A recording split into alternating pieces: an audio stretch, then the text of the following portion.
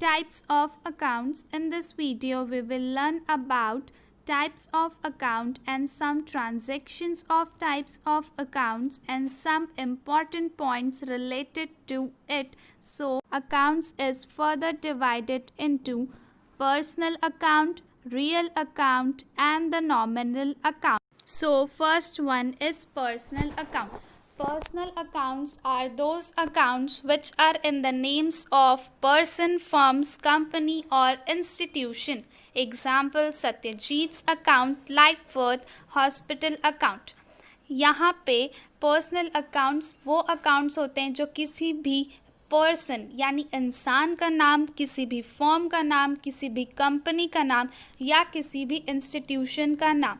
Institution एक ऐसी place है जहाँ पे लोग सब मिल के काम करते हैं एक किसी भी कॉमन ऑब्जेक्टिव को पाने के लिए, अचीव करने के लिए. दैट मीन्स उनका लक्ष्य एक ही होता है उसे पाने के लिए. उस प्लेस को हम इंस्टीट्यूशन बोलते हैं. Here in personal account, for example, सत्यजीत's account. Satyajit account जो है वो पर्सनल अकाउंट में आएगा. क्यों आएगा? क्योंकि ये एक पर्सन का नाम है और एक हॉस्पिटल दैट इज़ लाइफवर्थ हॉस्पिटल वो भी पर्सनल अकाउंट के अंदर आएगा क्योंकि वो एक इंस्टीट्यूशन है जहाँ पे सब लोग काम करते हैं पेशेंट की जान बचाने के लिए. बैंक की बात करें, बैंक भी पर्सनल अकाउंट में आएगा और स्कूल भी एक पर्सनल अकाउंट में आएगा क्योंकि वो एक इंस्टीट्यूशन है. तो हमको जहाँ पे भी ट्रांजैक्शन में किसी भी पर्सन का नाम दिखे, फर्म का नाम दिखे, किसी भी कंपनी का नाम दिखे, बैंक का नाम दिखे, स्कूल का नाम दिखे, इंस्टीट्यूशन का नाम दिखे, तो हमें वो समझना है कि वो जो है वो पर्सनल अकाउंट ही है. Second one is real account. Real account are those accounts which are in the names of things or properties, and these accounts are those accounts which we can see and touch. That means real accounts वो accounts होते हैं जो किसी भी thing के नाम पे हो और ये accounts ऐसे होते हैं जिनको हम छू सकते हैं और देख सकते हैं. जैसे कि कैश एक रियल अकाउंट है क्योंकि हम इसको छू भी सकते हैं, देख भी सकते हैं और एक थिंक भी है. और कोई भी प्रॉपर्टी हो गई, जैसे हमने कहा कि लैंड हो गया, मशीनरी हो गई, इक्विपमेंट्स हो गए, ये सारे भी हमारे आ जाएंगे रियल अकाउंट में क्योंकि ये असेट्स होते हैं. असेट्स वो चीज़ होती है जिनको हम एक बार परचेज करते हैं और लाइफ टाइम के लिए चला लेते हैं. और गुड्स वो चीज़ होती है, एक सामान होता है जिसे हमको बार बार परचेज करना पड़ता है. तो ये सारी चीज़ों को हम देख भी सकते हैं और छू भी सकते हैं, इसलिए ये रियल अकाउंट में आएगा. तो जहाँ पे भी हम किसी भी थिंग का नाम देखेंगे या प्रॉपर्टी या असेट्स का नाम देखेंगे तो हमको ये समझना है कि ये एक रियल अकाउंट है. Nominal account.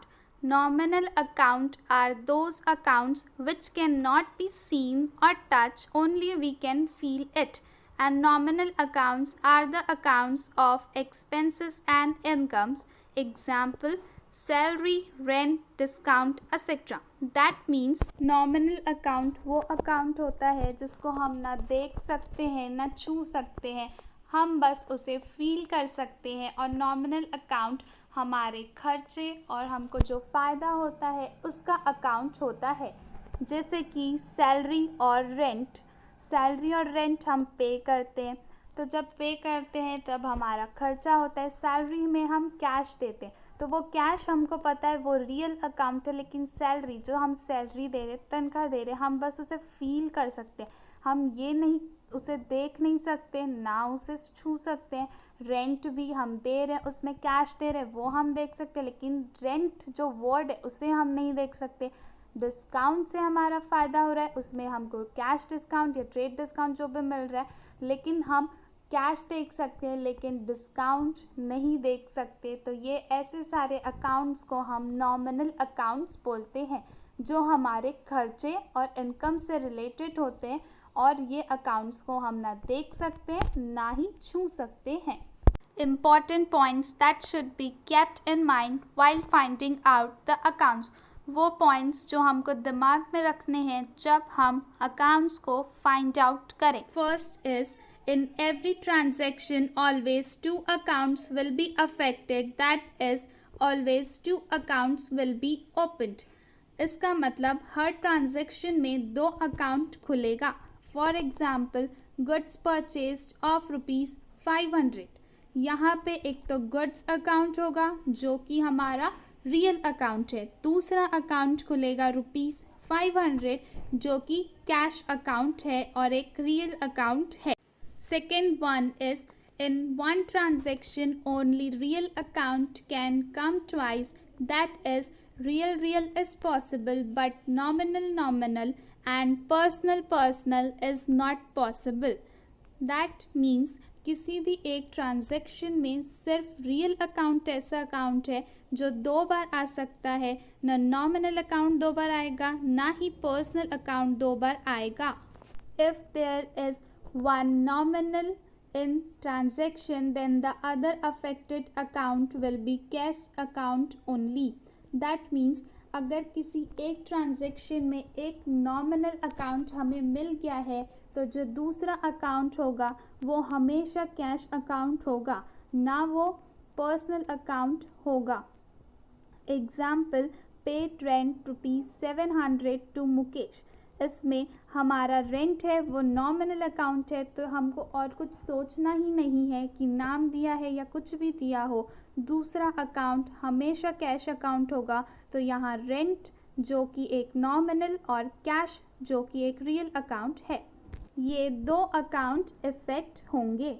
Fourth point is when in the transaction if name is given and the other affected account is real account and it had not been stated that work is done in cash, in that case the personal account and real account will be considered but cash account will not be opened, because if in transaction it had not been stated that the work is done in cash, it means the work had been done in credit, and in credit transactions there is no role of cash.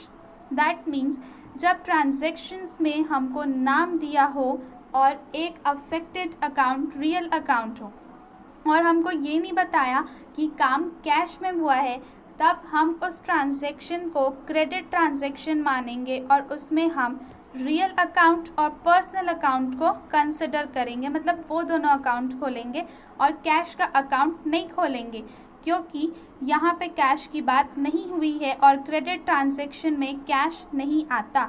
Example, goods purchase of ₹7,000 from Mukesh. यहाँ पे हम goods का account खोलेंगे जो real account है और ₹7,000 का account नहीं खुलेगा, क्योंकि हमको नाम दिया है और ये भी नहीं बताया अलग से कि कैश में वर्क हुआ है कि नहीं. तो मुकेश और गुड्स दो अकाउंट इफेक्ट होंगे. Fifth is when in the transaction the name is given along with the real account and it had been stated that work is done in cash, in that case real account and cash account will be considered, because here it had been told that work is done in cash, so we can't open personal account, because if we did it will be converted into credit transaction. That means अगर एक transaction में real account है और उसके साथ हमको बता दिया गया है, नाम भी दिया है लेकिन बता दिया गया है कि काम कैश में हुआ है, तब हम एक अकाउंट रियल अकाउंट खोलेंगे और दूसरा अकाउंट हमारा कैश अकाउंट खुलेगा. क्योंकि हमको बताया है कि काम जो है वो कैश में हुआ है, तो हम उसको क्रेडिट ट्रांजैक्शन नहीं बना सकते. Example, good purchase of ₹7,000 from Mukesh in cash.